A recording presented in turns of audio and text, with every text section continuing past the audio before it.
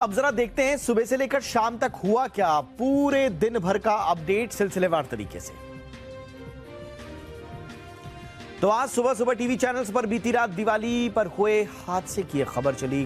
दरअसल गुजरात के वडोदरा में दिवाली की देर रात दो गुटों में सांप्रदायिक हिंसक झड़प हो गई। इस दौरान जमकर पत्थरबाजी, आगजनी हुई। उपद्रवियों ने पुलिस के सामने ही पेट्रोल बम फेंके। बताया जा रहा है कि दिवाली पूजा के बाद पानी गेट मुस्लिम मेडिकल कॉलेज के पास पटाखे चलाने को लेकर विवाद शुरू हुआ। इसके बाद एक पक्ष ने स्ट्रीट लाइट बंद करके पथराव शुरू कर दिया। इसके बाद दंगाइयों ने सड़क किनारे खड़ी गाड़ियों और साजो सामान को जलाना शुरू कर दिया। पुलिस के मुताबिक 19 लोगों को हिरासत में ले लिया गया। सभी से कड़ी पूछताछ की जा रही है। स्थिति फिलहाल पूरी तरह से नियंत्रण में है। इस बीच अरुणाचल प्रदेश की राजधानी ईटानगर के एक बाजार में भीषण आग लगने की खबर आई। यहां आग के चलते सैकड़ों दुकानें जलकर राख हो गई। मौके पर पहुंची दमकल की गाड़ियों ने घंटे की मशक्कत के बाद आग पर काबू पाया। आग राज्य की सबसे पुरानी नाहरलगुन डेली मार्केट में लगी।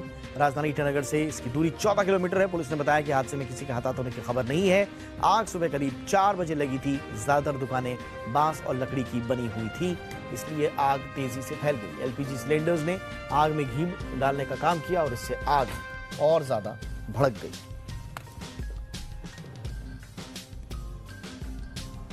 दूसरी तरफ कोयंबटूर पुलिस ने मंदिर के सामने कार विस्फोट में 5 लोगों को गिरफ्तार किया है। विस्फोट में 29 वर्षीय व्यक्ति की मौत हो गई थी। पुलिस ने यह भी बताया कि कार विस्फोट एलपीजी सिलेंडर के कारण हुआ था। पुलिस ने मृतक के घर से भारी मात्रा में विस्फोटक सामग्री बरामद की है। मृतक की पहचान जमीजा मुबीन के रूप में हुई है। उसके परिजनों से पूछताछ जारी है। घटनास्थल पर जली कार के अलावा कीलें और कांच बिखरे मिले।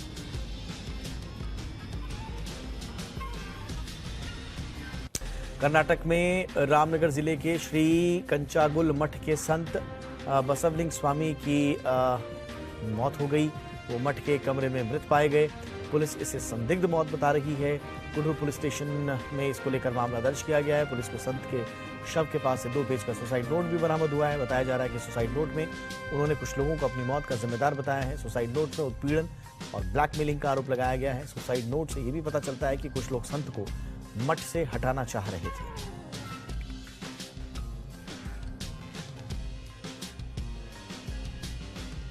कांग्रेस सांसद जयराम रमेश ने कहा है कि 20 से 25 फरवरी के बीच भारत जोड़ो यात्रा पूरी हो जाएगी। उन्होंने कहा कि भारत जोड़ो यात्रा एक तिहाई पूरी हो चुकी है। उन्होंने बताया कि जिस रफ्तार से आगे बढ़ रही है उससे उम्मीद है कि 20 फरवरी तक कश्मीर पहुंच जाएगी। उन्होंने कहा कि हो सकता है हम इससे पहले भी पहुंच जाएं। उन्होंने बताया कि कर्नाटक में राहुल गांधी ने 48 दिनों में 4 प्रेस कॉन्फ्रेंस की और 31 अक्टूबर को हैदराबाद में 5वीं कॉन्फ्रेंस होगी।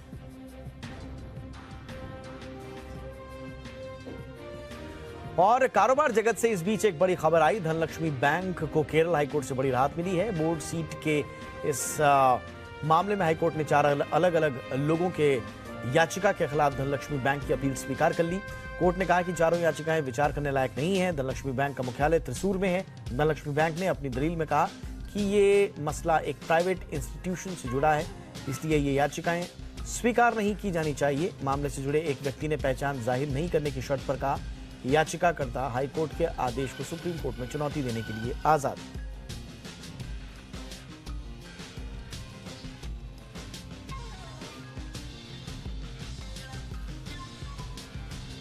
चलिए, तो ये दिन भर का हाल हमने आपको बताया। अब शुरू करते हैं हमारी आज की कवर स्टोरीज।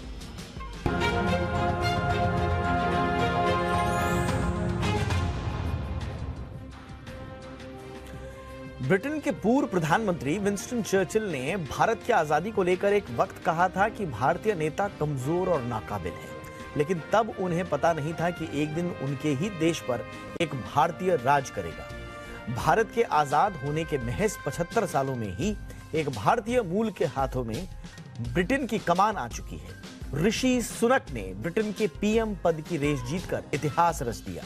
उन्होंने न सिर्फ इतिहास रचा बल्कि कई रिकॉर्ड्स भी अपने नाम किए। 42 साल के ऋषि ब्रिटेन के सबसे कम उम्र के प्रधानमंत्री बन गए हैं। इसके साथ ही ऋषि सुनक भारतीय मूल के पहले ब्रिटिश प्रधानमंत्री हैं। वो ब्रिटेन में पहले अश्वेत प्रधानमंत्री भी बन गए हैं। यही नहीं, ऋषि सुनक ब्रिटेन में प्रधानमंत्री पद तक पहुंचने वाले पहले हिंदू भी हैं। औपचारिक तौर पर प्रधानमंत्री चुने जाने के बाद ऋषि सुनक ने देश को संबोधित किया। अपने संबोधन में ऋषि सुनक ने ब्रिटेन के सामने खड़ी चुनौतियों का भी जिक्र किया और एक तरह से स्वीकार किया कि उनको ये कार्यकाल एक ऐसे समय में सौंपा जा रहा है जब ब्रिटेन में सब कुछ ठीक ठाक नहीं है। कई चुनौतियां हैं और आंतरिक चुनौतियों से मुकाबला करना उनकी सबसे बड़ी प्राथमिकताओं में से एक होगा। उनका जल्द समाधान निकालने की बात भी कही है उन चुनौतियों की ऋषि सुनक ने। उन्होंने कहा कि वो देश को शब्दों से नहीं काम से जोड़ने का काम करेंगे। ऋषि सुनक का भारत प्रेम जग जाहिर है। ये ऐसे में अब भारत भी उनसे कई तरह की उम्मीदें लगाए हुए है। कई मौके आए जब सुनक की भारतीयता साफ तौर पर उन्होंने जाहिर की, उसे छुपाया नहीं और उसकी झलकी कई बार दिखी। उन्होंने जाहिर किया कि उनका दिल भारत में बसता है। सुनक कई मौकों पर बता चुके हैं वो ब्रिटेन में और भारत के संबंध मजबूत करने के हिमायती रहे हैं। सुनक ने कार्यक्रम में कहा था कि हम सभी ब्रिटेन के लोगों के लिए भारत में चीजें बेचने और काम करने के अवसरों के बारे में जागरूकता फैलाना चाहते हैं। ऋषि सुनक हिंदू हैं और अपनी धार्मिक पहचान को लेकर भी वो काफी मुखर रहते हैं। सुनक जब सांसद बने थे तब उन्होंने भगवत गीता की शपथ ली थी। एक रैली में सुनक ने कहा था कि भले ही वो एक ब्रिटिश नागरिक हैं लेकिन उन्हें अपने हिंदू होने पर गर्व है। ऋषि सुनक ने पीएम बनने के बाद भारत और ब्रिटेन के बीच फ्री ट्रेड एग्रीमेंट को पूरा करने में तेजी आने की उम्मीद जाहिर की जा रही है। जब से अब उनका वो आ रहे हैं और ऑफिस को संभालेंगे। मुक्त व्यापार समझौते को पूरा करने के लिए वैसे तो डेडलाइन दिवाली तक थी, लेकिन ब्रिटेन में राजनीतिक अस्थिरता और लिज ट्रस की लचर नीतियों के चलते ये समय सीमा पार हो चुकी है। ब्रिटेन में पूर्व प्रधानमंत्री बोरिस जॉनसन ने इस साल अप्रैल में भारत की यात्रा के दौरान अक्टूबर तक इस समझौते को पूरे करने की डेडलाइन तय की थी। सुनक भी इस एग्रीमेंट को लेकर अपनी प्रतिबद्धता जाहिर कर चुके हैं। उन्होंने फाइनेंशियल टेक्नोलॉजी और इंश्योरेंस सेक्टर में दोनों देशों के लिए भारी अवसरों की ओर इशारा किया। सुनक ने जुलाई में कहा था कि दुनिया में सबसे बड़े लोकतंत्र के रूप में भारत की बढ़ती प्रभावशाली भूमिका का वो समर्थन करते हैं। उन्होंने कहा था कि इसी दिशा में एफटीए एक बड़ा कदम साबित होगा। तो ऋषि सुनक ने अब पदभार ग्रहण करने की ओर कदम बढ़ा दिए हैं। उन्हें किंग से जो है औपचारिक अनुमति जो मिलनी थी वो मिल चुकी है। अब सबकी निगाहें हैं ऋषि सुनक के दफ्तर संभालने के बाद जो चुनौतियां ब्रिटेन के सामने खड़ी हैं उनसे पार पाने में कौन सी नई स्ट्रैटेजीज लेकर सुनक आते हैं। उसमें सबसे बड़ी चुनौती जो होगी वो होगी आर्थिक मोर्चे पर, जिसका जिक्र आज अपने पहले संबोधन में 10 डाउनिंग स्ट्रीट से जब उन्होंने संबोधित किया तो सबसे पहले अपने संबोधन में ऋषि सुनक ने इसी आर्थिक चुनौती का जिक्र भी किया। स्वाभाविक रूप से जिस तरह से एनर्जी प्राइसेस वहां पर बढ़ रहे हैं, एक एनर्जी पॉवर्टी वहां पर आ चुकी है। लोगों के पास अपने ऊर्जा जरूरतों को पूरा करने के लिए पैसे नहीं है, इस तरह की खबरें आ रही हैं। कैसे उनसे पार पाएंगे? महंगाई रिकॉर्ड स्तर पर है और जब से रूस यूक्रेन युद्ध शुरू हुआ है उसके बाद से तो ब्रिटेन में जो महंगाई के आंकड़े हैं वो डबल डिजिट में पहुंचे हुए हैं। कई सालों के रिकॉर्ड टूट चुके हैं। लगातार यही कहा जा रहा है कि अगर ब्रिटेन को नहीं संभाला गया, और चूंकि वैश्विक अर्थव्यवस्था का ये जो पूरा सर्किल है उसकी एक बड़ा महत्वपूर्ण स्तंभ ब्रिटेन है, एक महत्वपूर्ण धुरी ब्रिटेन है, और अगर ब्रिटेन में आर्थिक स्थिति खराब होती है, जो कि हुई है पिछले कुछ दिनों के दौरान, स्वाभाविक रूप से उसका असर पूरी दुनिया की सप्लाई और डिमांड चेन पर पड़ता है और इसी वजह से पूरी दुनिया की अर्थव्यवस्थाएं प्रभावित होती हैं। इसलिए न सिर्फ ब्रिटेन बल्कि पूरी दुनिया की अर्थव्यवस्थाएं, सरकारें ये चाह रही हैं कि ब्रिटेन जल्द से जल्द पटरी पर लौटे। आर्थिक मोर्चे पर जो नुकसान, जो चुनौतियां ब्रिटेन झेल रहा है वो पूरी दुनिया में किसी के लिए भी सुखदायक नहीं है और इसीलिए अपने पहले संबोधन में ऋषि सुनक ने आर्थिक चुनौतियों का ही जिक्र किया।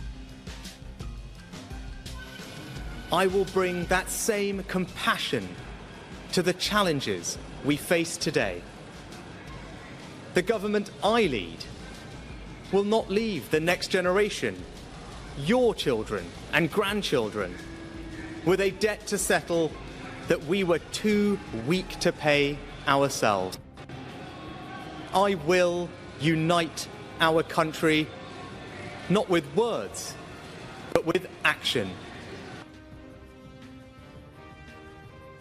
तो ब्रिटेन की अर्थव्यवस्था किन चुनौतियों से जूझ रही है, ये जी बिजनेस पर अपने तमाम विश्लेषणों में हमने आपको बताया, अपनी रिपोर्ट्स के जरिए बताया, और ये जग जाहिर भी है। लेकिन एक जो सबसे बड़ा सरदर्द ऋषि सुनक के सामने आ रहा है, वो है जो लिज ट्रस के फैसले लिए गए हैं, उससे जो बाजार में उथल पुथल जैसी स्थिति पैदा हुई, उसके बाद से कैसे वो पटरी पर लाते हैं। आर्थिक चुनौतियों को तो हमने जिक्र किया ही, लेकिन महंगाई से लेकर ऊर्जा सप्लाई को लेकर जो अलग अलग मोर्चों पर चुनौतियां खड़ी हैं, वो ऋषि सुनक के लिए उनकी राह को स्वाभाविक रूप से कांटों भरी बना रहे हैं। लेकिन ये संकट ऋषि कैसे पार पा पाएंगे? रिकॉर्ड स्तर पर महंगाई है, इकोनॉमी में जो ग्रोथ है, ब्रिटेन की इकोनॉमी वो उस रफ्तार से नहीं बढ़ रही है जिस रफ्तार से उसे बढ़ना चाहिए था, और इसीलिए ये आंकड़े सुनक के सामने भी होंगे, स्वाभाविक रूप से उनके होमवर्क में भी होंगे। महंगी जो ऊर्जा हुई है, एनर्जी प्राइसेस, वो ज़बरदस्त हैं। 1277 पाउंड के आसपास जो प्रति परिवार ऊर्जा की कीमतें एक साल पहले थी, वो अब 3,500 पाउंड से ज़्यादा हो गए हैं। ये एक ऐसा संकट आन खड़ा हुआ है वहाँ पर, जो कि लोगों की ज़रूरतों से जुड़ा हुआ है। तो इनसे कैसे निपट पाएंगे? इसके अलावा जो व्यापार से जुड़ी हुई चिंताएं हैं, बॉन्ड मार्केट से लेकर वहाँ का पाउंड तक जो है, सब कुछ प्रभावित है और सब कुछ समेटना है। सियासी मोर्चे पर अलग चुनौतियां होंगी, जो साख लगातार गिरती जा रही है वहाँ पर ऋषि सुनक की पार्टी की। ये तमाम चुनौतियां हैं आर्थिक मोर्चे पर, राजनीतिक मोर्चे पर, और पूरी वैश्विक अर्थव्यवस्था की सप्लाई चेन में ब्रिटेन की जो भूमिका होनी चाहिए पहिए के रूप में, वो गति बनाए रखना, इस तरह की चुनौतियां होंगी। और कैसे पार पाएंगे, इसके लिए स्ट्रैटेजी देखने लायक होगी। पूरी दुनिया की नजर रहेंगी ऋषि सुनक के इस कार्यकाल पर। बहरहाल आगे बढ़ते हैं, कुछ और खबरों का रुख, और आज की हमारी दूसरी कवर स्टोरी। मोबाइल में कोई भी छोटी बड़ी दिक्कत आ जाती है तो हम उसे रिपेयरिंग शॉप में दे देते हैं। कई बार मोबाइल 1 या 2 दिन के लिए रिपेयर शॉप पर ही छोड़ भी देते हैं। लेकिन मुंबई के एक शख्स को मोबाइल रिपेयर के लिए देना शॉप पर भारी पड़ गया और उसके खाते से 2 लाख रुपए से ज्यादा उड़ गए। और कमाल की बात यह है कि ये रुपए एफडी में जमा थे बैंक में। तो ये जो जालसाज था, इसने एफडी तोड़ी, उस एफडी तोड़ने की रकम फिर अपने खाते में ट्रांसफर की और सबके होश उड़ा दे। क्या है ये मामला, देखिए, और कैसे बचना है इस तरह के फ्रॉड से, ये भी देखिए।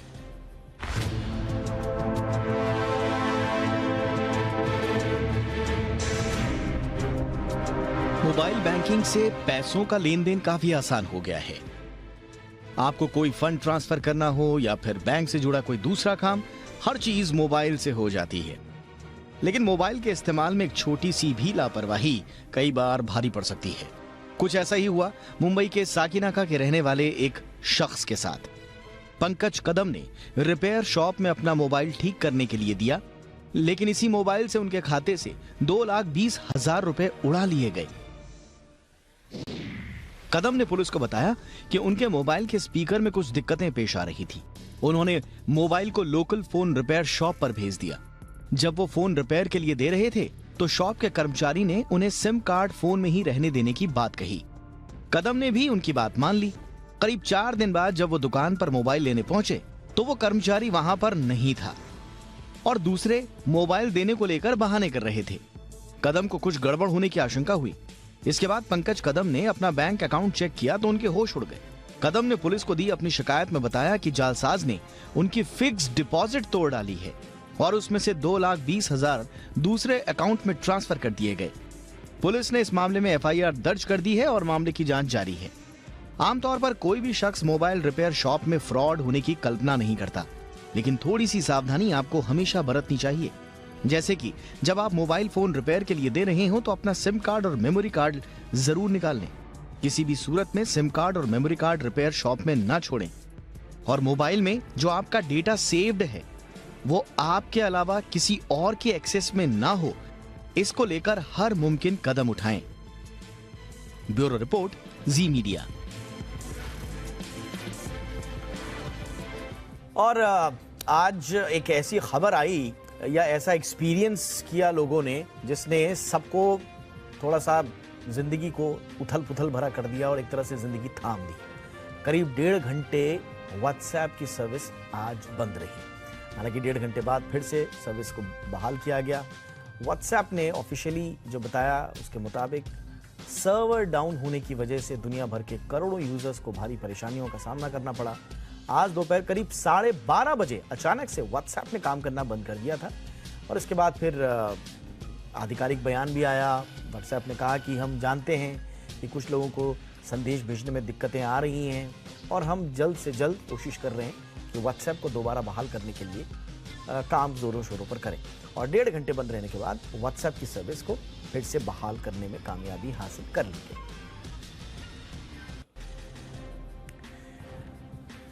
कंपटीशन कमीशन ऑफ इंडिया यानी कि सीसीआई ने एक बार फिर गूगल पर भारी भरकम जुर्माना लगाया है। सीसीआई ने एक हफ्ते में दूसरी बार और इस बार 936 करोड़ रुपए का जुर्माना लगाया है। इससे पहले पिछले हफ्ते ही गूगल पर सीसीआई ने 1337 करोड़ रुपए का जुर्माना लगाया था। गूगल पर एंड्रॉयड मोबाइल सिस्टम में अपनी मजबूत स्थिति का दुरुपयोग कर कंपटीशन को प्रभावित करने का आरोप है। एंड्रॉयड आधारित स्मार्टफोन की मजबूत स्थिति के दुरुपयोग को लेकर सीसीआई ने कंपनी के खिलाफ अप्रैल 2019 में जांच के आदेश दिए। सीसीआई ने जांच के आधार पर यह कहा कि कंपनी ने मोबाइल एप्लीकेशन डिस्ट्रीब्यूशन एग्रीमेंट समझौतों का उल्लंघन किया है।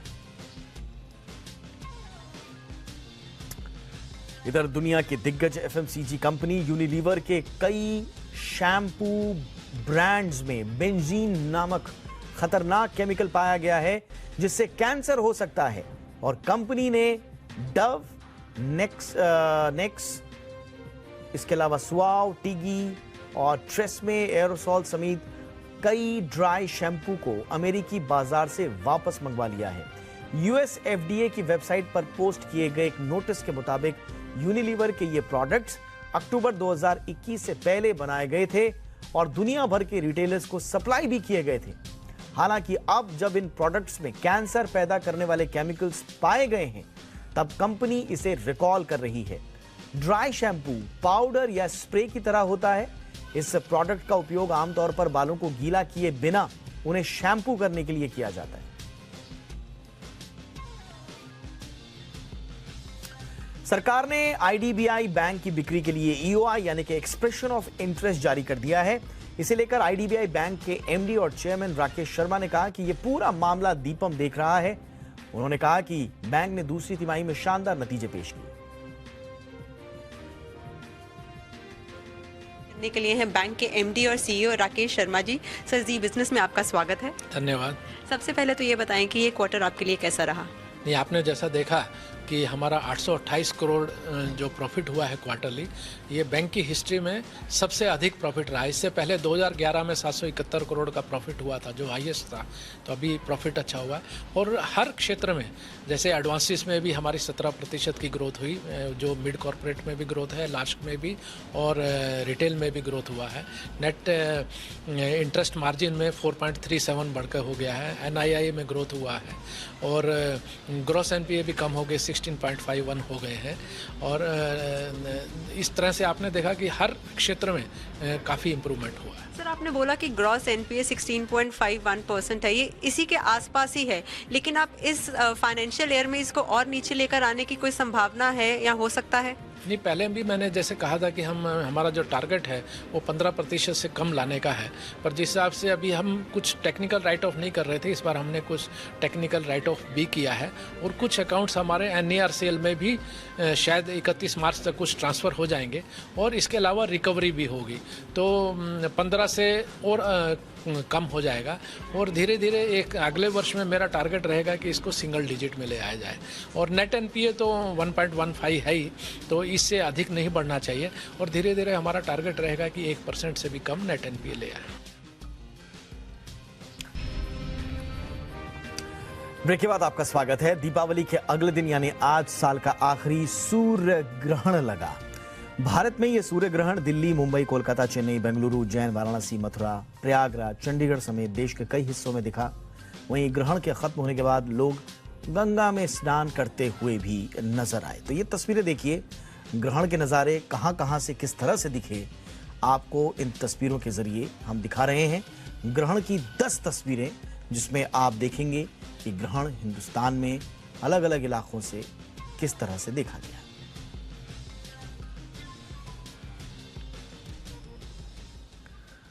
और भारत में सबसे पहले सूर्य ग्रहण दिखने की शुरुआत जो है वो श्रीनगर से हुई।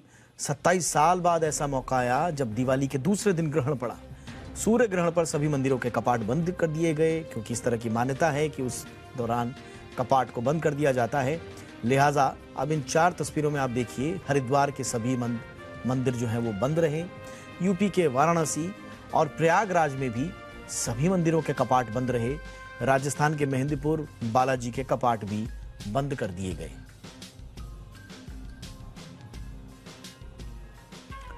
दिल्ली में दिवाली के दिन नियम और कानून ताक पर रखकर लोगों ने धड़ल्ले से पटाखे जलाए। पाबंदी की अनदेखी का यह हाल हुआ कि दिल्ली, नोएडा और गुरुग्राम का ओवरऑल AQI 300 के पार पहुंच गया। यानी दिल्ली NCR की हवा बेहद खतरनाक हो चुकी है। पटाखे फोड़ने वालों में सिर्फ जनता ही नहीं थी, कई नेता भी थे। बीजेपी नेता तेजिंदर पाल सिंह बग्गा का एक वीडियो भी वायरल हो रहा है।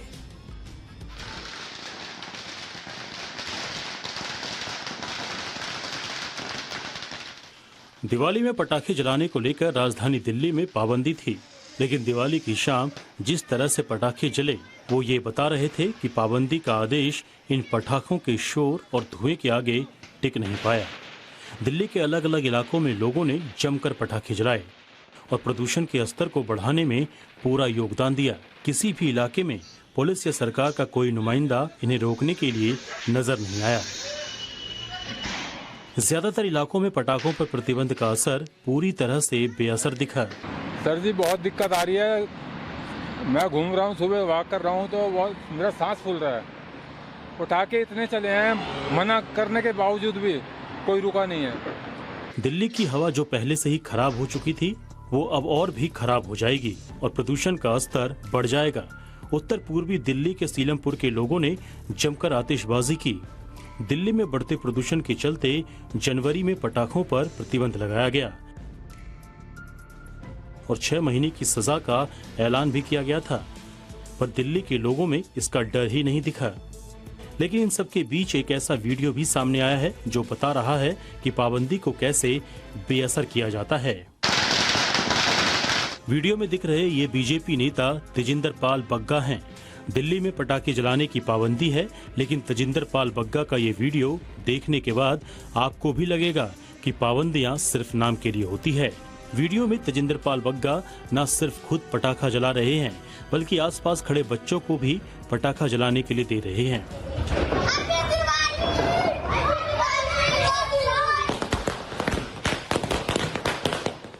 दिल्ली पुलिस भी दिवाली से पहले तक काफी सख्त दिख रही थी और कई इलाकों में रेड कर भारी मात्रा में पटाखे बरामद करने के साथ साथ इसे बेचने वाले को भी गिरफ्तार किया था। बावजूद इसके बड़ा सवाल है कि इतनी बड़ी मात्रा में पटाखे आखिर खरीदे तो कहां से खरीदे गए। ब्यूरो रिपोर्ट, जी मीडिया। सिर्फ दिवाली पर पटाखों से नहीं बल्कि प्रदूषण से होने वाले जो नुकसान हैं वो भी अब दिखने लगे हैं। दिवाली के बाद और सर्दियों से ठीक पहले दिल्ली की हवा में फिर जहर घुल गया है। हालात ये हैं कि दिल्ली दुनिया का सबसे प्रदूषित शहर बन गया और जैसे जैसे सर्दियां बढ़ेंगी प्रदूषण की चपेट में दूसरे शहर भी आने लगेंगे।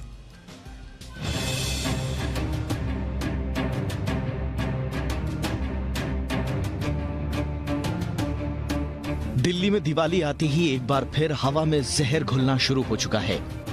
त्योहारी मौसम, पराली जलने की शुरुआत, सर्दियों की आहट के साथ धुंध की दस्तक दिल्ली की हवा को लगातार खराब करना शुरू कर देते हैं। विजिबिलिटी घटनी शुरू हो जाती है और हवा में धुंध और धुआं नजर आने लगता है। आलम यह है कि पटाखों पर बैन के बावजूद दिल्ली दुनिया का सबसे प्रदूषित शहर घोषित हुआ।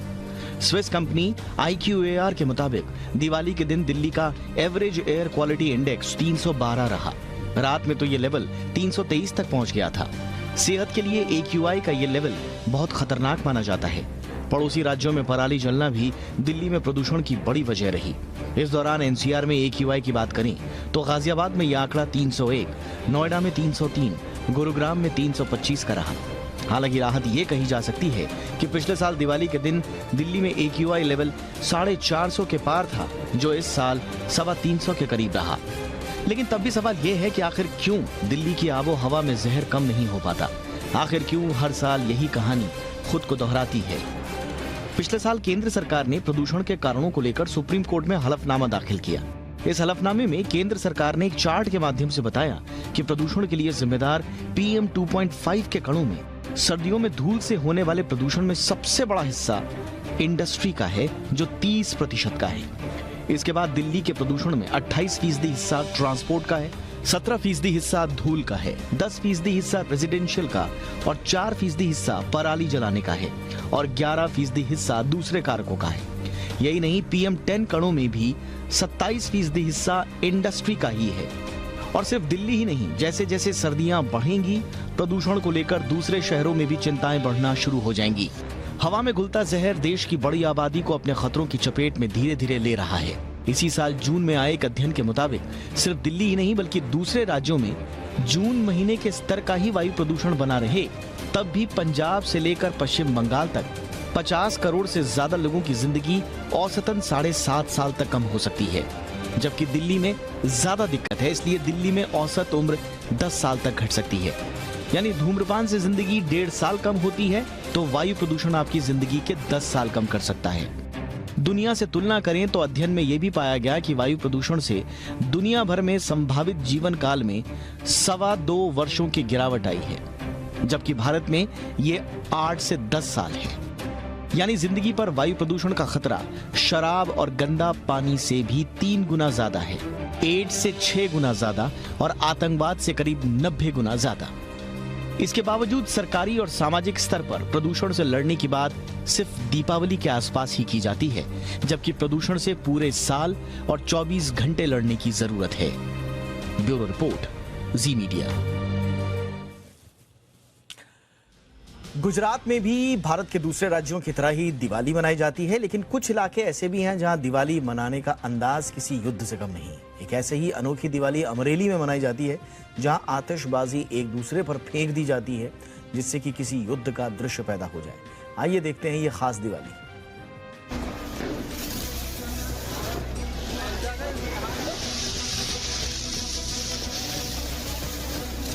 ये जो आप एक दूसरे पर आतिशबाजी फेंकते हुए देख रहे हैं, लेकिन कभी कभी यही हादसे की वजह भी बन जाती है, जिसके लिए फायर ब्रिगेड हमेशा तैयार रहती है।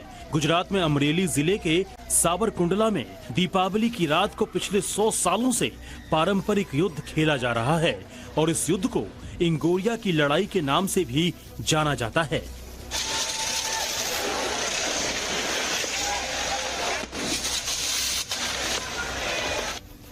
दरअसल इंगोरिया रॉकेट नुमा चीज होती है। नवाली नदी अमरेली जिले के सावर और कुंडला गांव के बीच में मौजूद है। सालों पहले यहां दोनों गांव के युवाओं ने दिवाली की रात एक दूसरे पर इंगोरिया फेंककर अनोखे जश्न की शुरुआत की थी। वही परंपरा आज भी चली आ रही है। इंगोरिया युद्ध खेलने के लिए यहाँ के युवा दिवाली की रात का इंतजार महीनों से करते हैं।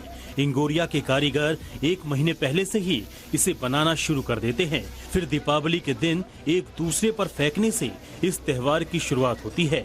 जलते अनार को हाथ में लेकर एक दूसरे पर फेंका जाता है। मान्यता है कि आज तक कोई इसकी वजह से घायल नहीं हुआ है, जबकि अग्नि वर्षा एक दूसरे पर साफ देखी जा सकती है।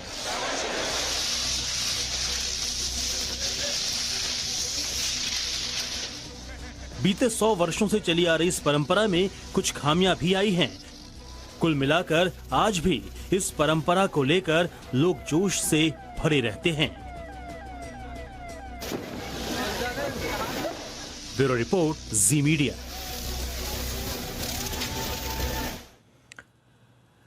देश भर में दिवाली तो बड़ी धूमधाम से मनाई गई, लेकिन जगमगाते दियों की ये रौनक सिर्फ भारत की सीमाओं तक सीमित नहीं थी, बल्कि विदेशों में भी इस त्योहार की रौनक खूब दिखाई दी। अमेरिका के व्हाइट हाउस से लेकर हांगकांग और दुबई में भारतीय मूल के लोगों ने जमकर दीपावली सेलिब्रेट की।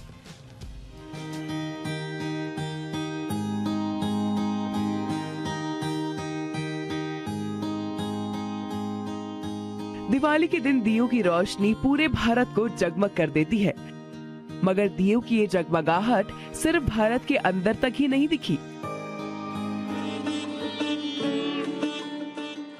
सबसे पहले तस्वीरें अमेरिका की। अमेरिका के व्हाइट हाउस में दिवाली के खास समारोह की तैयारियां की गई थी।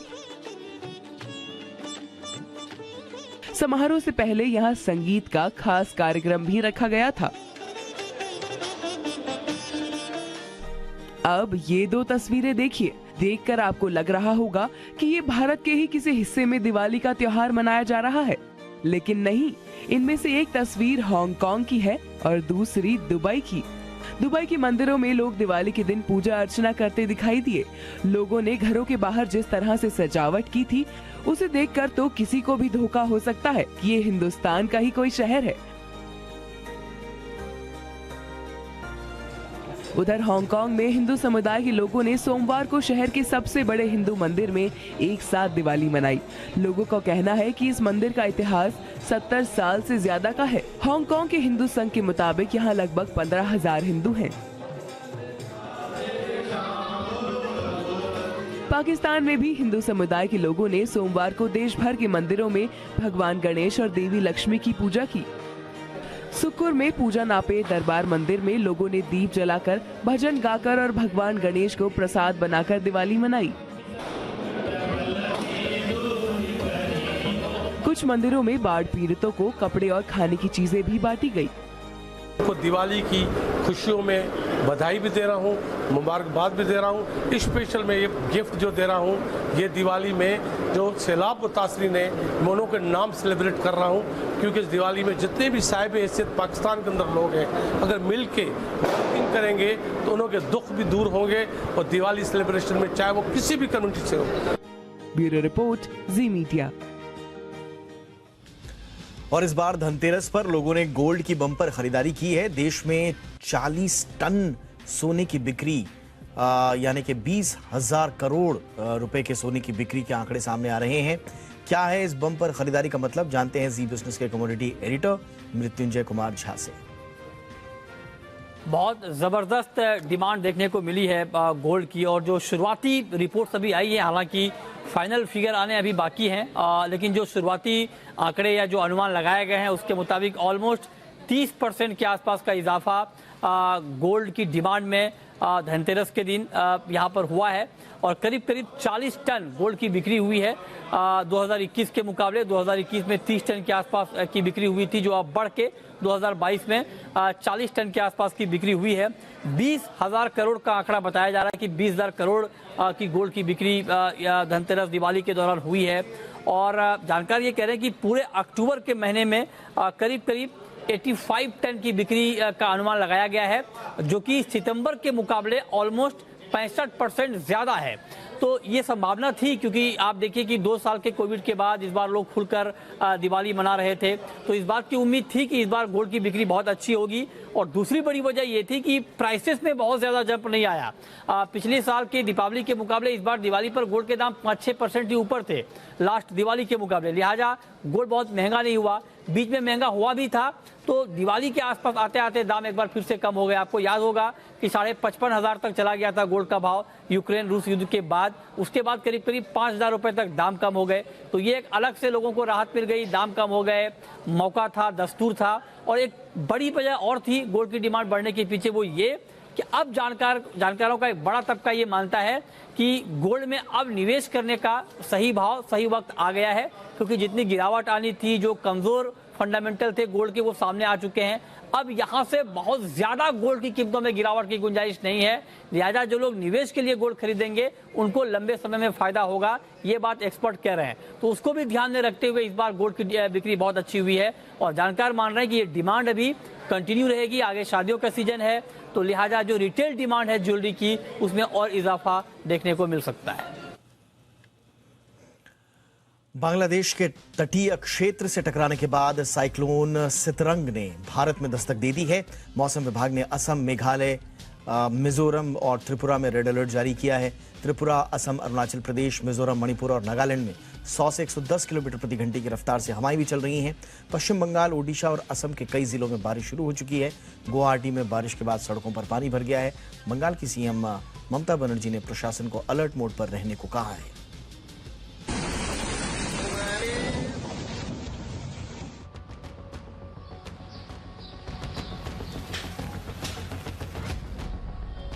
बंगाल की खाड़ी में उठे खतरनाक चक्रवाती तूफान सितरंग का प्रभाव दिखने लगा है। मौसम विभाग ने चेतावनी जारी की है कि पश्चिम बंगाल में ये तूफान खतरनाक रूप ले सकता है। तूफान की वजह से बंगाल, ओडिशा के तटीय इलाकों समेत कई राज्यों में भारी बारिश की आशंका भी जताई गई है। इस दौरान समुद्री लहरें भी उठेंगी। फिलहाल बंगाल की खाड़ी के ऊपर दबाव बन रहा है। मौसम विभाग के मुताबिक ये दबाव धीरे धीरे उत्तर पूर्व की ओर बढ़ेगा और चक्रवाती तूफान के रूप में तब्दील हो जाएगा। वहीं आज ये तूफान बांग्लादेश के तट को पार कर सकता है। बांग्लादेश में ये तिनकोना द्वीप और सान द्वीप से होते हुए निकलेगा। हालात को देखते हुए मौसम विभाग ने इससे प्रभावित इलाकों के लिए अलर्ट जारी किया है। मौसम विभाग ने तटीय बंगाल और पूर्वोत्तर राज्यों में भारी बारिश की चेतावनी भी जारी की है। सोमवार को कोलकाता में भी हल्की बारिश के साथ बादल छाए रहे। सितरंग तूफान आज सुबह सागर द्वीप से करीब 430 किलोमीटर दक्षिण में केंद्रित था। आशंका जताई जा रही है कि सितरंग तूफान की गति अभी और बढ़ेगी और ये गंभीर चक्रवाती तूफान में तब्दील हो सकता है, जिससे आज दक्षिणी 24 परगना, उत्तरी 24 परगना और मिदनापुर जैसे तटीय जिलों में मूसलाधार बारिश हो सकती है। 90 से 100 किलोमीटर प्रति घंटे की रफ्तार से हवाएं चलने का भी अनुमान जताया गया है। पश्चिम बंगाल की मुख्यमंत्री ममता बनर्जी ने राज्य के लोगों से सतर्क रहने की अपील की है। নিজেরা আনন্দ করুন, কালী পুজো করুন, দীপাবলি করুন, দিওয়ালি করুন, কিন্তু দেখে রাখবেন ঝড় বৃষ্টি বেশি হলে ঘরে থাকাটাই ভালো। অল্প বৃষ্টি হলো ঠিক আছে, আপনি গেলেন ঘুরলেন চলে আসলেন। सितरंग तूफान के असर से कई राज्यों में भारी बारिश की चेतावनी जारी की गई है।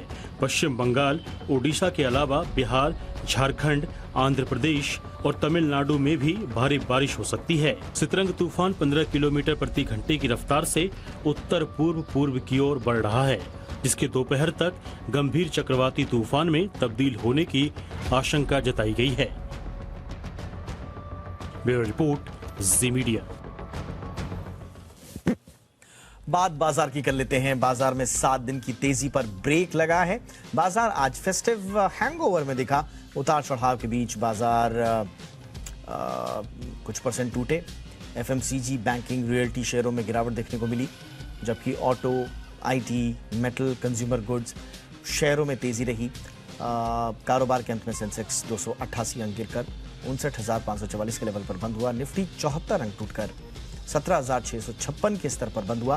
बैंक निफ्टी 182 अंकों की गिरावट के साथ 41,122 के लेवल पर बंद हुआ। और मार्केट में आज किस तरह का एक्शन था और कहां-कहां देखने को मिला, बताने के लिए जुड़ रहे हैं मेरे साथ मेरे सहयोगी वरुण दुबे। देखिए, बाजार में आज उतार चढ़ाव के साथ कामकाज देखने मिला। दिन की शुरुआत जब हुई थी तो वो तो अच्छी हुई थी, लेकिन उसके बाद अगर आप देखेंगे तो बाजार दरअसल गेंस को होल्ड नहीं कर पाए और सेकेंड हाफ में जब ग्लोबल बाजार में प्रेशर आया, उसके बाद हमारे मार्केट्स का प्रेशर जो है वो और गहरा गया और दिन के निचले स्तर पे जाके आज बाजार बंद हुआ है। टॉप लूजर्स की अगर बात करेंगे तो खासकर एफएमसीजी स्पेस की कंपनियां जो है वहां से सबसे ज्यादा प्रेशर देखने मिला। आप निफ्टी के टॉप लूजर्स देखिए, नेस्ले, एचयूएल जैसे काउंटर से जहां पे सबसे ज्यादा प्रेशर देखा गया। इसके अलावा कोटक बैंक, बजाज फिनसर्व जैसे काउंटर से जहां पे 2.5 से 3% के आसपास की गिरावट थी। गेनर्स में काफी हद तक आईटी और ऑटो कंपनी से सहारा मिला। टेक महिंद्रा 3.5% की तेजी, मारुति जैसे काउंटर्स में तेजी थी, जेएसडब्ल्यू स्टील, एलएनटी जैसे कुछ काउंटर्स है जहां पे गेंस देखे गए। फोकस में आज सरकारी कंपनियां थी, क्या वो सरकारी बैंक हो या फिर कोई और कंपनी, वहां पे आपको अच्छे खासे गेंस देखने मिले।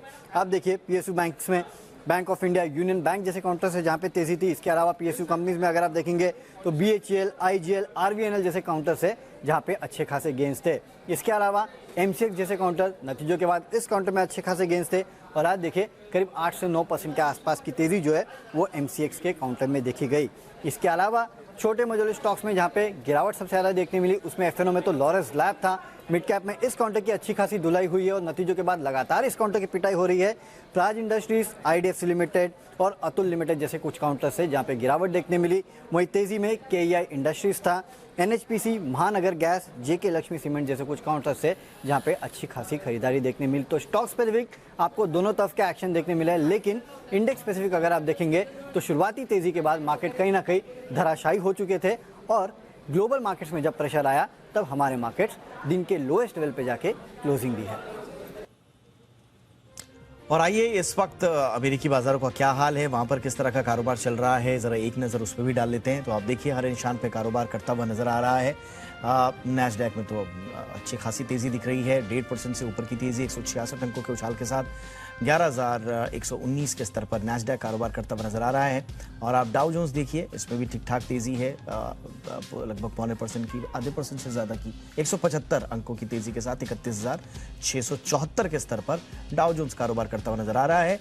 और 1.25% के आसपास 42 अंकों के उछाल के साथ 3,840 के स्तर पर S&P में कारोबार होता हुआ नजर आ रहा है। ब्यूटी और वेलनेस ब्रांड नायका की parent company FSN e-commerce ventures के शेयरों में आज भारी गिरावट देखने को मिली। शेयर आज अपने रिकॉर्ड लो यानी कि 1,108 रुपए के भाव पर आ गया। यह IPO प्राइस यानी कि 1,125 रुपए से भी नीचे आ गया। शुक्रवार को यह 1,144 रुपए पर बंद हुआ था। शेयर में इस साल अब तक 48% और एक साल में 50% से ज्यादा की गिरावट आ चुकी है। फिलहाल शेयर बाजार में बीते साल दमदार एंट्री करने के बाद आज शेयर अपने ऑल टाइम लो पर आ गया।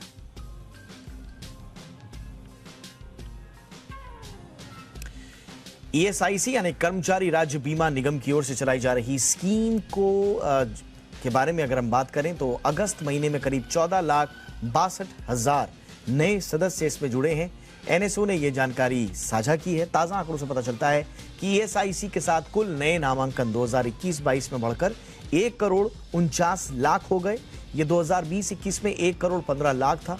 NSO की रिपोर्ट ESIC, EPFO और PFRDA की ओर से संचालित तमाम सामाजिक सुरक्षा योजनाओं के नए ग्राहकों के पेरोल डेटा पर आधारित है।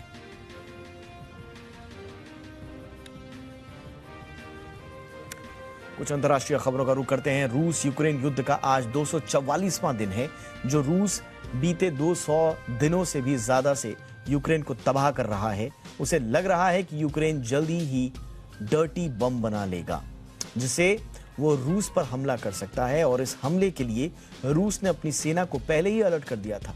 पर बिजली पानी की कमी से जूझ रहा यूक्रेन के पास आखिर इतनी ताकत कहां से आई?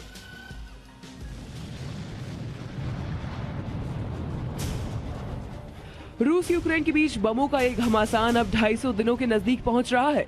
रूस ने यूक्रेन के कई शहरों को तबाह कर दिया है और कई शहरों को वो अब भी तबाह कर रहा है।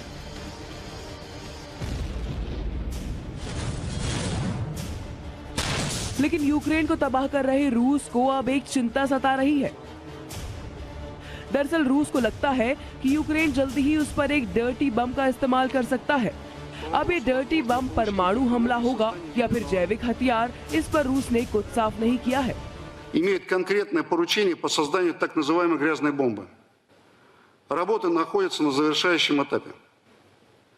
Кроме того, располагаем сведения о контактах офиса президента Украины с представителями Великобритании. रूस ने न सिर्फ यूक्रेन पर डर्टी बम बनाने का शक जताया, बल्कि पश्चिमी देशों को भी इस आरोपों के कटघरे में खड़ा कर दिया है। रूसी विदेश मंत्री भी इस बात को मानते हैं और दावा करते हैं कि उनके पास पुख्ता सबूत है। Россия и государства исламской цивилизации являются давними надежными партнерами, сотрудничают в деле обеспечения безопасности, стабильности, в решении экономических проблем. लेकिन क्या यूक्रेन इस हालत में है कि वो रूस पर इस तरह के हमले कर सके? वो यूक्रेन जो बीते कुछ दिनों से बिजली और पानी की समस्या से जूझ रहा है। हाल ही में यूक्रेन के लाखों घर बिजली संकट से जूझ रहे थे। लोगों ने कैंडल लाइट डिनर करना शुरू कर दिया था, लेकिन अब यूक्रेन के कुछ शहरों में पानी की समस्या भी शुरू हो गई है। मिकोलेव की ये तस्वीरें देखिए। सिर्फ कुछ लीटर पानी के लिए मिकोलेव के लोग जूझ रहे हैं। वो पहले तो पानी के टैंकर के आने का इंतजार करते हैं और बाद में पानी भरने के लिए लाइन में लग जाते हैं। अब यूक्रेन की प्लानिंग कुछ भी हो, लेकिन इस युद्ध से उसके लोगों की हालत बहुत बुरी हो गई है। रूस की बमबारी ने यूक्रेन के शहरों की हालत किसी शमशान जैसी बना दी है। लेकिन उसे अब भी इस बात का शक है कि यूक्रेन उस पर किसी डर्टी बम का इस्तेमाल करने वाला है। अब रूस का ये दावा कितना मजबूत है, आने वाला समय ही बताएगा। ब्यूरो रिपोर्ट, जी मीडिया। नेपाल में 5 दिनों तक चलने वाले तिहार फेस्टिवल अपने आप में काफी खास है। इसमें दूसरे दिन कुत्तों को उनकी वफादारी के लिए देवदूत के रूप में उनकी पूजा की जाती है। कुकुर तिहार के तहत तिलक, माला और आरती उतारकर कुत्तों को कई पकवान खिलाए जाते हैं। नेपाल पुलिस ने भी अपने डॉग स्पॉट को साथ लेकर ये त्योहार मनाया। नेपाल पुलिस का कैनाइन डिवीजन भी डॉग्स को उनकी सेवा और योगदान के लिए उन्हें सम्मानित करने के लिए सालाना समारोह आयोजित करता है। युगांडा में मुकोनो में नेत्रहीन बच्चों के स्कूल में भीषण आग लग गई और इस हादसे में 11 मासूम बच्चों की दर्दनाक मौत हो गई। 6 बच्चों की हालत गंभीर बनी हुई है। स्थानीय हॉस्पिटल में उन्हें भर्ती कराया गया है। आग के कारणों का पता नहीं चल पाया है। मौत का आंकड़ा कहा जा रहा है कि अभी और बढ़ सकता है। दमकल कर्मियों और स्थानीय पुलिस के मुताबिक आग दोपहर करीब 1:30 बजे लगी। फिलहाल पुलिस आग लगने के कारणों की जांच कर रही है। खबरें खेल जगत से। टीम इंडिया ने T20 वर्ल्ड कप के अपने पहले ही मैच में पाकिस्तान को 4 विकेट से हराया। अब भारतीय टीम को अपना दूसरा मुकाबला नीदरलैंड्स के खिलाफ 27 अक्टूबर को सिडनी में खेलना है। इसके लिए टीम इंडिया सिडनी पहुंच गई है और इस दौरान रोहित शर्मा और विराट कोहली को सिडनी क्रिकेट ग्राउंड में पसीना बहाते देखा गया। इस नेट सेशन में गेंदबाज और बल्लेबाज दोनों ने ही कड़ी मेहनत की है। दूसरे मैच को देखते हुए सभी ने अपनी कमियों पर बखूबी काम किया है। और भले ही टीम इंडिया ने T20 वर्ल्ड कप में अपने पहले मैच में पाकिस्तान को शिकस्त दी, लेकिन इसके बावजूद नीदरलैंड्स के खिलाफ टीम इंडिया अपनी प्लेइंग 11 में बदलाव कर सकती है। ऑफ स्पिनर रविचंद्रन अश्विन की जगह नीदरलैंड्स के खिलाफ senior leg spinner Yuzvendra Chahal को अंतिम 11 में जगह मिल सकती है। नीदरलैंड्स के खिलाफ भारत की संभावित प्लेइंग 11 में रोहित शर्मा, KL राहुल, विराट कोहली, सूर्य कुमार यादव, हार्दिक पांड्या, दिनेश कार्तिक, अक्षर पटेल, युजवेंद्र चहल, अर्शदीप सिंह, मोहम्मद शमी और भुवनेश्वर कुमार का नाम शामिल है। इधर T20 वर्ल्ड कप में ऑस्ट्रेलियाई टीम को बड़ा झटका लगा है। टीम के star leg spinner Adam Zampa कोविड-19 पॉजिटिव पाए गए हैं। इसके चलते श्रीलंका के खिलाफ मुकाबले से वो बाहर हो गए हैं। वैसे कोविड-19 पॉजिटिव होने के बावजूद जाम्पा मुकाबले में भाग ले सकते थे, क्योंकि ICC ने नए नियम के तहत जो है ऐसे खिलाड़ियों को मैच में हिस्सा लेने से नहीं रोक सकते हैं। लेकिन हाल ही में आयरलैंड के जॉर्ज डॉकल कोविड पॉजिटिव पाए जाने के बावजूद श्रीलंका के खिलाफ मुकाबले में खेले थे। इसका एग्जाम्पल भी है। मेजबान टीम ने जाम्पा को नहीं खिलाने का फैसला किया और उनकी जगह एशटन एगर को खेलने का मौका दिया है।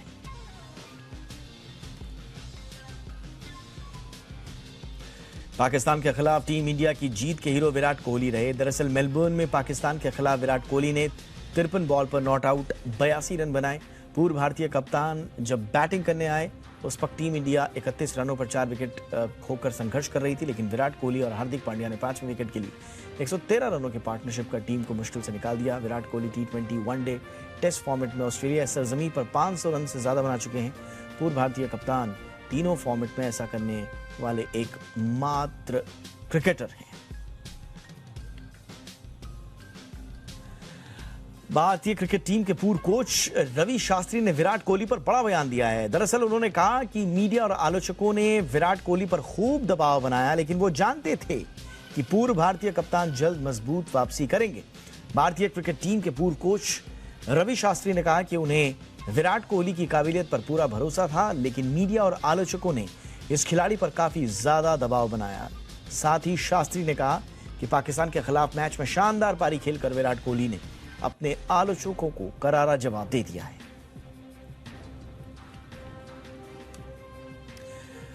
तो ये था आज का इंडिया 360।